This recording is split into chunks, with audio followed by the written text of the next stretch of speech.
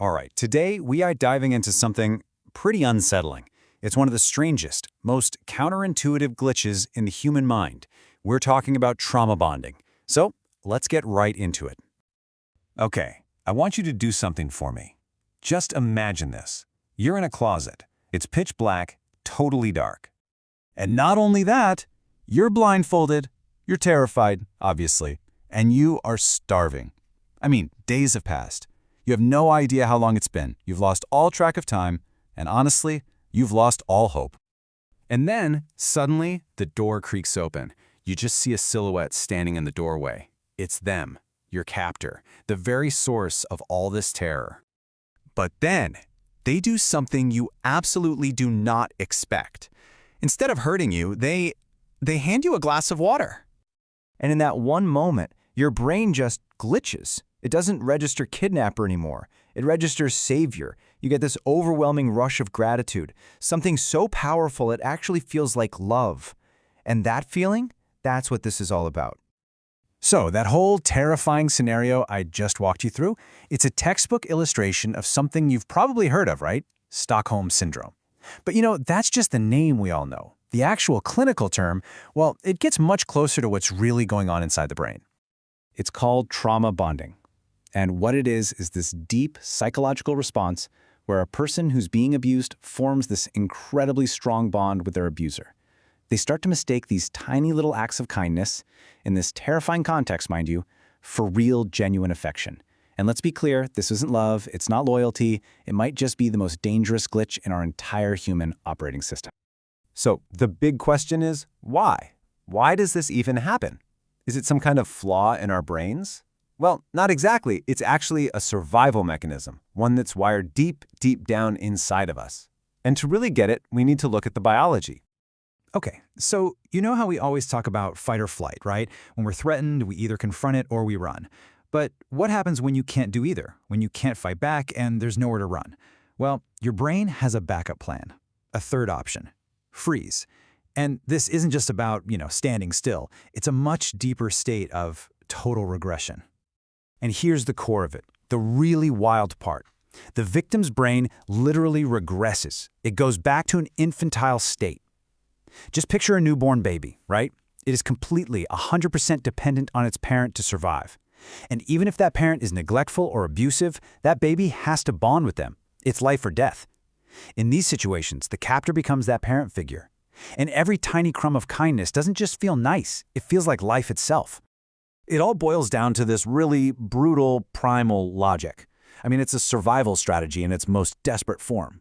It's the brain thinking, if I love the predator, maybe, just maybe, the predator won't eat me. And there is probably no story that shows this in a more baffling and, frankly, famous way than the case of Patty Hearst. This is the story that took trauma bonding from a psychological theory and splashed it all over the front pages of newspapers. So, here's the timeline. It's February 1974. Patty Hearst, a 19-year-old heiress, gets kidnapped by a radical group called the SLA.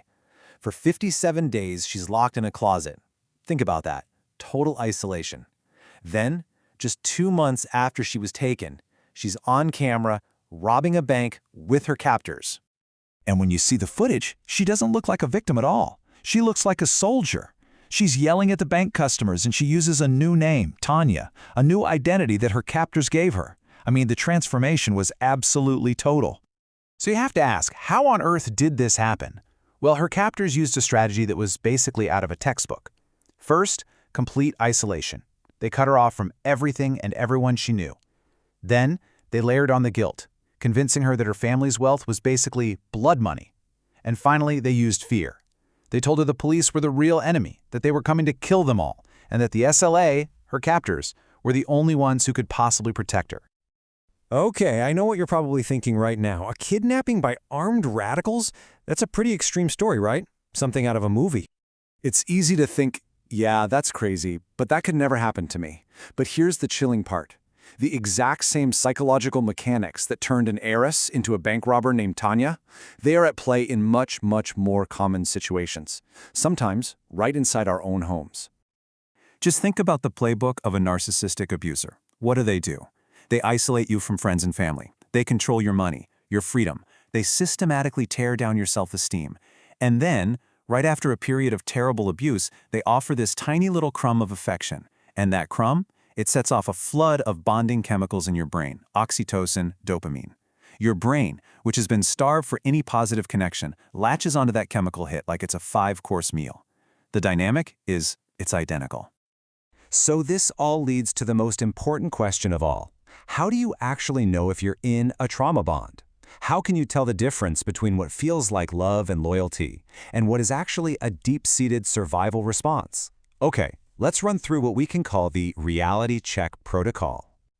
Okay, 3 key tests here. First up is the isolation test. Ask yourself, is my world shrinking? Look, a healthy partner wants your world to be huge and full of people. A predator wants your world to be tiny, with them at the center. Number 2, the cycle of terror and relief. Are you constantly on a roller coaster of abuse, followed by these really intense apologies and moments of relief? Because if the person who is the source of the fire is also the only person you run to for water, that's a huge red flag. And finally, number 3, the us versus them narrative. Does this person constantly tell you that they are the only one who really gets you, that it's you and them against the world? That is a classic capture tactic. When you really look at it, the whole concept of trauma bonding tells us something pretty terrifying about ourselves. It shows us just how fragile our sense of identity really is.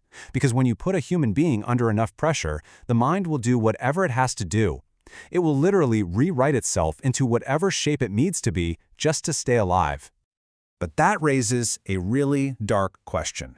What happens when this kind of psychological reprogramming isn't an accident, but a weapon? What happens when a government intentionally tries to weaponize trauma? Well, up next, we're going to dive into exactly that with the CIA's secret mind control program, MK Ultra.